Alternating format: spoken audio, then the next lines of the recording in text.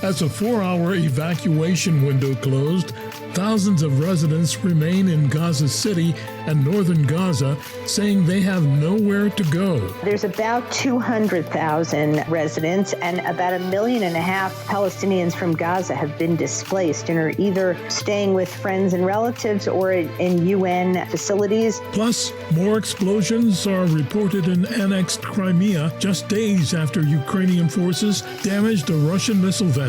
Russian Ministry of Defense reported that Russian air defense shot down 17 drones over Crimea and the Black Sea. And NATO allies on Tuesday condemned a decision by Russia to withdraw from the Treaty on Conventional Armed Forces in Europe. Today is Wednesday, November 8th, and this is VOA's International Edition. Hello, I'm Rick Pantaleo. The 4-hour evacuation window for residents of Gaza City to leave has passed, and thousands of residents are still in the city and northern Gaza, saying they have nowhere to go. Kim Lewis spoke with VOA correspondent Linda Gradstein in Jerusalem for the latest developments. Well, there's heavy fighting on the ground. Israel is continuing to bomb Gaza City with airstrikes. Israel says that it's identified, quite a few Hamas tunnels underground and is doing everything it can to sort of get rid of that Hamas tunnel network. Most of the Hamas leadership is believed to be living underground, and Israel's not exactly sure where they are. But Israel says that it is, it's continuing its fight, and that it has told civilians for 3 weeks now to leave. And the situation, however, is difficult on the ground. And the Palestinian Health Ministry, which is affiliated with Hamas, says that more than 10,000 Palestinians have been killed so far. And also, despite the calls to move south, hundreds of thousands of residents are still in the city and northern Gaza. So what is going to happen to them? Well, that's the question. I mean, there's about 200,000 residents, and about 1.5 million Palestinians from Gaza have been displaced and are either staying with friends and relatives or in UN facilities, which are sort of strained to the breaking point. And the rest of the Palestinians basically say they have nowhere to go. Israel says that it is doing everything it can to avoid civilian casualties. But if there's a Hamas tunnel underneath a building, then Israel's going to bomb that building. And so, there is concern that the civilian death toll is just going to rise as the heavy fighting continues. Prime Minister Benjamin Netanyahu said Israel would consider short-term pauses in military operations to allow for humanitarian goods to reach the Gaza Strip or for hostages held by Hamas militants to leave. But he ruled out a general ceasefire. Given this, what can we expect? Well, Israel has said all along that it has two main goals in this operation. The first is to get rid of the Hamas military leadership as a military force in Gaza. And the second is the freedom of the 240 hostages, 24 of whom, by the way, are Thai nationals who were kidnapped. They're workers in agricultural farms along the border with Gaza, and they were kidnapped along with all of the Israelis. And there are sort of rumors that the Thai prime minister said that he believes they will be released soon. That said, the hostages is a huge issue for Israel. It's now a month since they were kidnapped. You're talking about babies and young children who were kidnapped without their parents. It's really kind of captured the Israeli attention. It's really unprecedented. That was VOA correspondent Linda Gradstein speaking with my colleague, Kim Lewis. Turkish President Recep Tayyip Erdogan has voiced strong support for Hamas in its war against Israel, calling Hamas a liberation movement. At the same time, analysts say Turkey remains a vital energy transit route for Israel. The gap between rhetoric and action is part of what analysts say is Ankara's effort to play a diplomatic role in the conflict. Dorian Jones reports from Istanbul. During his visit to Ankara this month, Iranian Foreign Minister Hussein Amir Abdullahian called on countries delivering oil to Israel to cut their supplies in response to the Israeli assault on Gaza. Turkish Foreign Minister Hakan Fidan ignored the call, Analysts say because Turkey remains a key transit country for Israeli oil through the Turkish port of Ceyhan. Mehmet Ogucu is an analyst at the London Energy Club, a grouping of government and energy sector leaders. The latest figures show that Azerbaijan provides around 40% of Israel's oil needs. It comes all the way to Ceyhan, and then from Ceyhan, it's sent to the Israeli port where it's then moved to one of the refineries. Despite Erdogan ramping up his rhetoric against Israel and calling Hamas a liberation movement, the flow of oil through Turkey to Israel continues. Analysts say Turkey has other ways of harming Israel if it wanted to strike a blow. İlhan Özgel is a columnist for Turkey's Kısa Dalga news portal. Turkey could stop the working of the Kurajik radar station in Malatya in Turkey, which is critical for the NATO's missile defense system. Israel also plays a part, and as far as we know, that it also protects the airspace of Israel. But for now, while Erdogan praises Hamas and condemns Israel, experts say his actions remain more balanced. Announcing the recall of Turkey's ambassador from Israel for consultations, Erdogan stressed that diplomatic relations with Israel would remain open and that Turkish efforts were continuing to seek the release of hostages held by Hamas. Galip Dalai, Associate Fellow at Chatham House in London. The rhetoric is harsh, but the concrete measures are not that harsh, at least in terms of the bilateral relationship. I think one way is the idea that if you burn bridges completely, you might not be able to play the diplomatic role as much as you hope to play. On Monday, Secretary of State Antony Blinken visited Ankara for the first time since the outbreak of the Israel-Hamas war. Ankara insisted it can play a role in resolving the conflict. Erdogan is expected to join Arab leaders for a summit in Riyadh to discuss the crisis.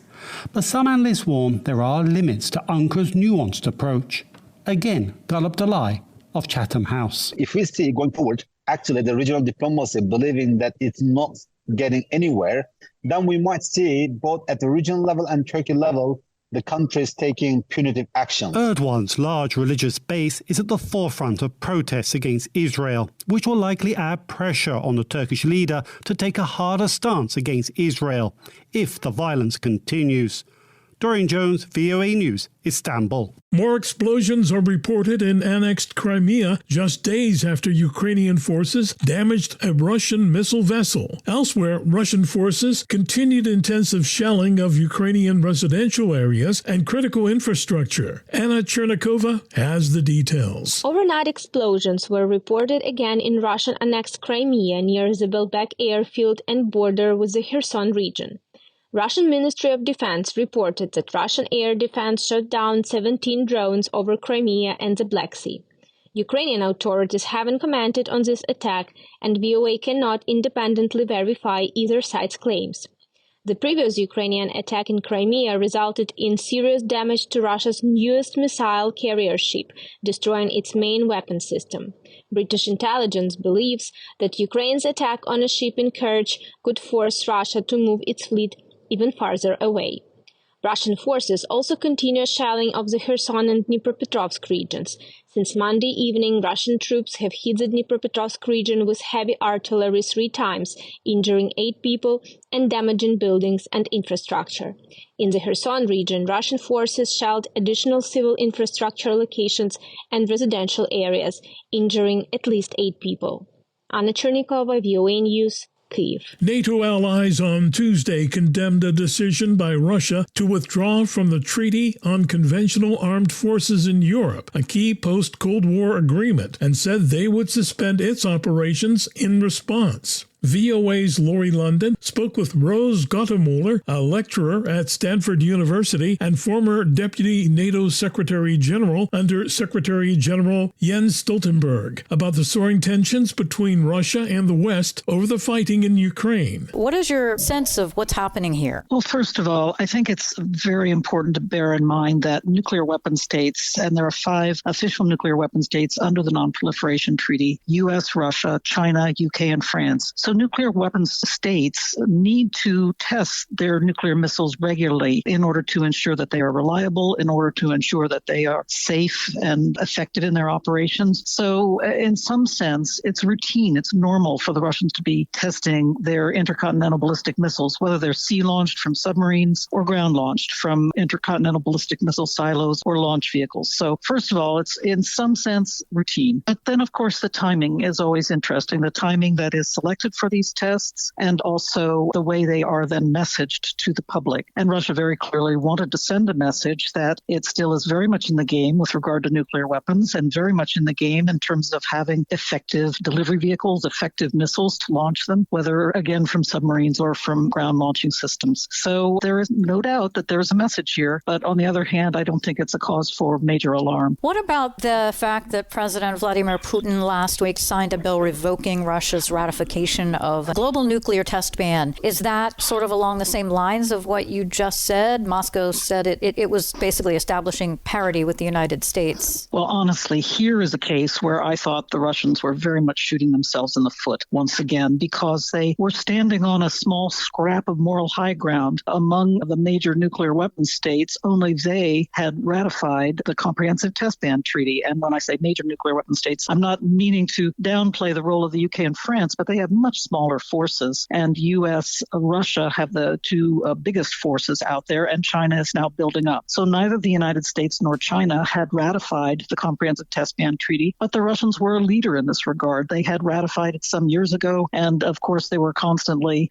for some reason, they nagged the United States more than they nagged China. But nevertheless, they were standing on that scrap of moral high ground, which they have now essentially torn up and thrown away by removing their ratification, withdrawing their ratification of the Comprehensive Test Ban Treaty. Now, again, let me be clear. I've seen somewhere, they've withdrawn from the treaty. They have not. They have signed the treaty, as has the United States. China has also signed it. Under the Vienna law on treaties, it is necessary once you sign the treaty to abide by its principal commitments, whether or not you've ratified it and the treaty has entered into force. So the Russians say that they will continue to abide by the treaty as long as the United States does not engage in explosive nuclear testing. They will not engage in nuclear testing. So that is, a clear commitment that the Kremlin has made. It's an important one. But again, I really think they shot themselves in the foot by withdrawing their ratification. So as former Deputy Secretary General of NATO, do you see NATO having any kind of role in lowering the temperature here on all of this nuclear saber rattling, or is Russia so anti-NATO, is there just nothing that they can do to come together? I think NATO, European countries, as well as Canada, have joined the United States in being very consistent in their message that they want to get back to the negotiating table. All NATO countries have regretted very much the fact that Russia has stopped implementing the New START treaty. Again, it's stayed within the treaty. It hasn't withdrawn from New START. It's staying inside the limits of the treaty as long as the United States does so. But it has ceased to allow on-site inspections of Russian facilities and bases. It's ceased to exchange notifications or data.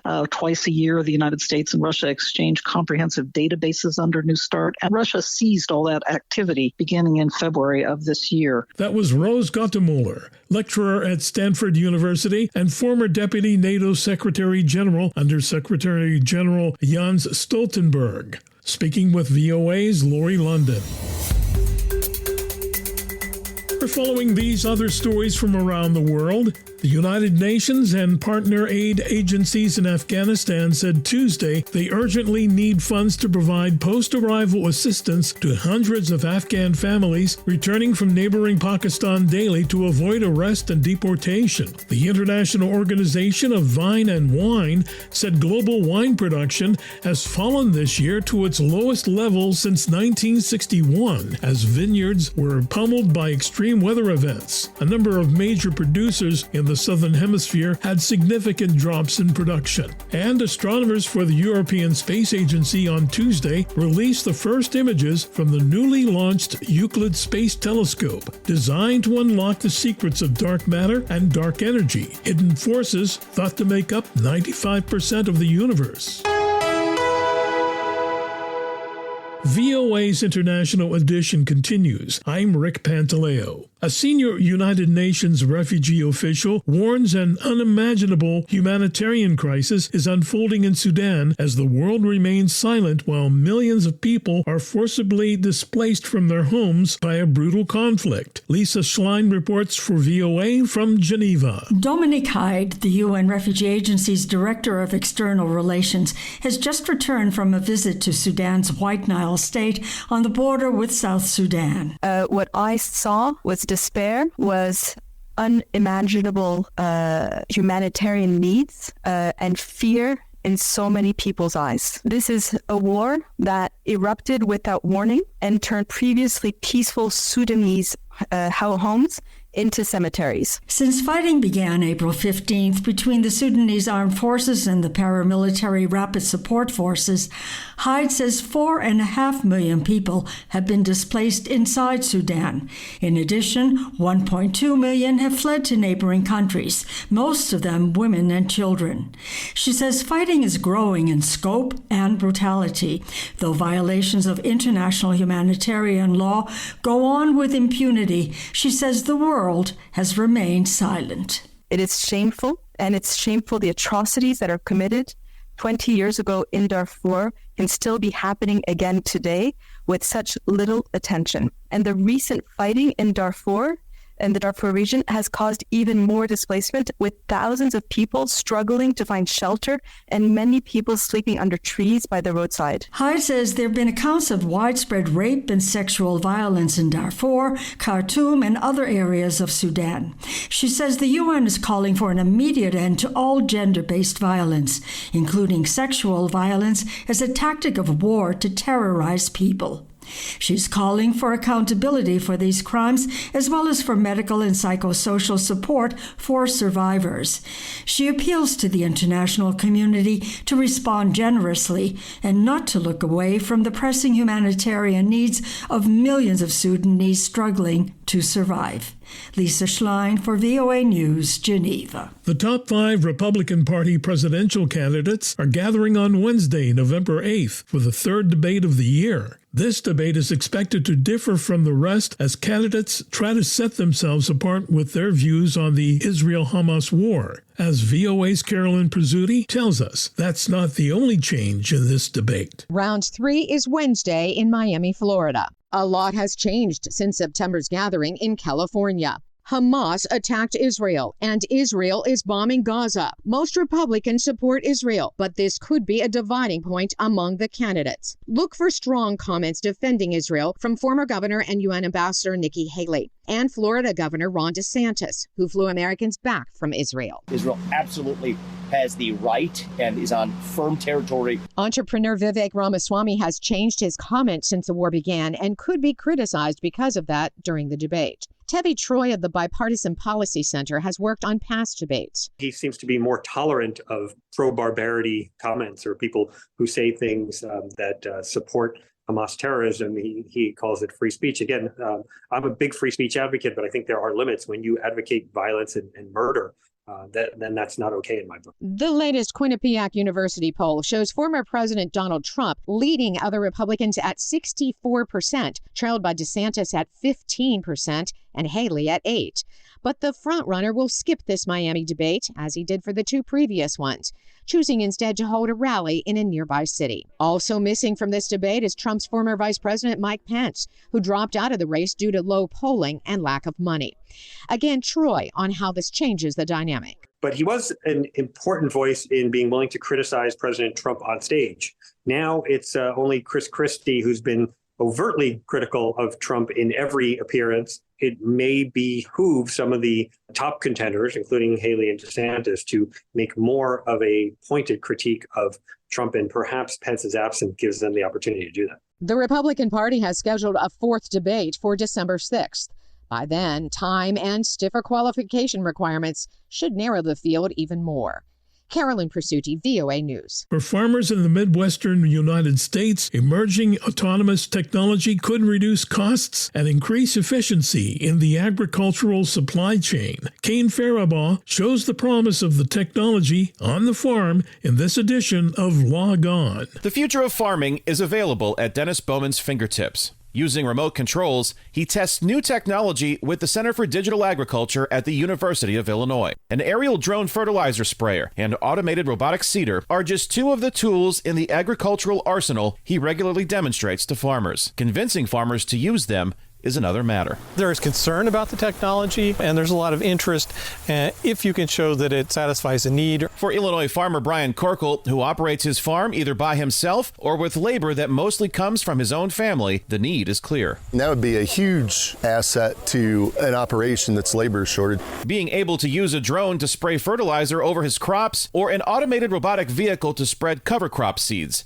in this case cereal rye, between his rows of corn, can cut down on the time he spends performing these tasks himself. Yet despite the promise, Corkle hasn't adopted the technology. Some of it is the cost. Even though it's autonomous, you still have to have someone that's monitoring it. But Bowman says integrating the autonomous technology with emerging artificial intelligence could be the key to winning over farmers like Corkle. And so one of the promises of AI is smarter systems that can help analyze this data so we can make better decisions. Decisions that Bowman says not only help farmers, but also the global agricultural supply chain. As we're trying to feed more of the world, and as the population grows and the number of acres of farmland grow, we've got to increase our production and our efficiency. The global autonomous farming equipment market currently exceeds $100 billion and is growing, with the United States accounting for about 30% of that demand, which is expected to grow dramatically in the next 5 years as more farmers adopt the technology. Kane Faribaugh, VOA News, Galva, Illinois. This has been International Edition on the Voice of America. On behalf of everyone at VOA, thank you for joining us. For pictures, stories, videos, and more, follow VOA News on your favorite social media platform and online at voanews.com. Until next time, this is Rick Pantaleo in Washington, wishing you good day, good health, and good news tomorrow.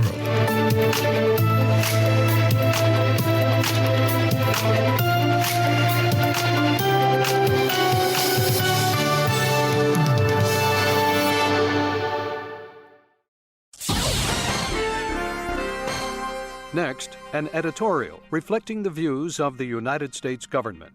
Even before Hamas's horrific terrorist attacks against Israel on October 7th, Special Envoy to Syria Geir Pedersen warned the Security Council that increased military activity in Syria had the potential to spill over into neighboring countries. Unfortunately, his words proved prescient, said U.S. Ambassador to the United Nations Linda Thomas-Greenfield. Terrorist groups, some backed by the Syrian regime and Iran, are threatening to expand the conflict beyond Gaza by using Syrian territory to plot and launch attacks against Israel. We've also seen attacks on U.S. forces in Syria, whose mission has been and continues to be to defeat Daesh. The Syrian regime has allowed Iran and terrorist groups, including Hezbollah, to use its international airports for military purposes. We call on the Syrian regime to curb the activities of Iranian-backed militias in Syria, stop the flow of foreign arms and fighters through its territory, and cease escalatory actions in the Golan Heights, warned Ambassador Thomas Greenfield. The United States has warned all actors not to take advantage of the situation in Gaza to widen or deepen the conflict. And we've made clear that we will respond to attacks on our own personnel and facilities in Syria or against U.S. interests, and where appropriate, exercise our right to self-defense forcefully, proportionately, and in a manner that minimizes civilian harm. The protection of civilians remains of primary concern, stressed Ambassador Thomas Greenfield. We are outraged by the relentless attacks carried out by the Assad regime and by Russian attacks in northern Syria, which have killed scores of civilians, displaced over 100,000 people, and destroyed vital infrastructure. It is also critical to address the dire humanitarian situation, stressed Ambassador Thomas Greenfield. The United States welcomes the continued flow of UN convoys across the Turkey-Syria border, which provides life-saving aid to millions in need. But we're mindful that the UN's arrangement with the regime regarding the Bab al-Salam and Al-Ray crossings could lapse as soon as November 13th. There's no reason why this arrangement should not be renewed, and we urge the Assad regime to do so. We must all urge the regime to do so. The Security Council and all member states must continue to stand with the Syrian people in their time of need. That was an editorial reflecting the views of the United States government.